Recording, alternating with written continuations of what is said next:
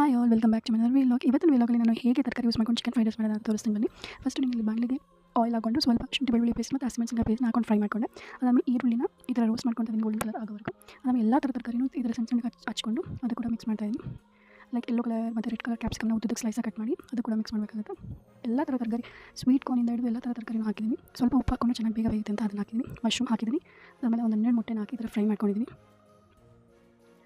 ಆಮೇಲೆ ಇಲ್ಲಿ ಮೆಣಸು ಪುಡಿನ ಯೂಸ್ ಮಾಡ್ಕೊಂಡಿದ್ದೀನಿ, ಯಾಕಂದರೆ ಸ್ವಲ್ಪ ಖಾರ ಬೇಕಾಗುತ್ತಲ್ಲ ಅಂದ್ಬಿಟ್ಟು ಮೆಣಸು ಪುಡಿ ನಮಗೆ ಇಲ್ಲಿ 20 ಜನಕ್ಕಾಗಷ್ಟು ನಾನು ಹಾಕೊಂಡಿದ್ದೀನಿ. ಬಟ್ ನಿಮ್ಗೆ ಎಷ್ಟು ಬೇಕೋ ಅಷ್ಟು ಪ್ರಕಾರ ಹಾಕೋಬೇಕಾಗುತ್ತೆ. ಆಮೇಲೆ ತೇಜುದು readymade egg fried rice powder ಸಿಗುತ್ತೆ, ಮಸಾಲ ಪೌಡರು. ಅದು ಒಂದು 5 ಪ್ಯಾಕೆಟ್ಸ್ ಹಾಕಿ ಚೆನ್ನಾಗಿ ಈ ಥರ ಬಾಡಿಸ್ಕೋಬೇಕಾಗುತ್ತೆ. ಇದಾದಮೇಲೆ ನಾವಿಲ್ಲಿ ಅನ್ನನ ಮುಂಚೆನೇ ಬೇಯಿಸ್ಕೊಂಡು ಸಪ್ರೇಟಾಗಿ ಅದನ್ನು ಆರಾಕಿಡಬೇಕು. ಇದಕ್ಕೂ ಮುಂಚೆ ನಾವು ಚಿಕನನ್ನು ಈ ಥರ ಬೇಯಿಸ್ಕೊಂಡು ಉಪ್ಪು ಮತ್ತು ಅರಿಶಿಣದಲ್ಲಿ ಬೇಯಿಸ್ಕೊಂಡು ಸಣ್ಣ ಸಣ್ಣ ಪೀಸ್ ಮಾಡಿ ಅದನ್ನು ಕೂಡ ಇದಕ್ಕೆ ಮಿಕ್ಸ್ ಮಾಡಿ ಅನ್ನನ ಇದಕ್ಕೆ ಹಾಕಿ ಮಿಕ್ಸ್ ಮಾಡಿ ರುಚಿಗೆ ತಕ್ಕಷ್ಟು ಉಪ್ಪನ್ನ ಹಾಕ್ಕೊಂಡು ಲಾಸ್ಟಲ್ಲಿ ನಾವು ಈರುಳ್ಳಿದು ಎಲೆ ಬರುತ್ತೆ ಅದನ್ನು ಸಣ್ಣ ಸಣ್ಣ ಚಿಟ್ಕೊಂಡು ಅದನ್ನು ಉದುರಿಸ್ಕೊಂಡು ಈ ಥರ ಮಿಕ್ಸ್ ಮಾಡಿದ್ರೆ ರೆಡಿ ಆಗುತ್ತೆ.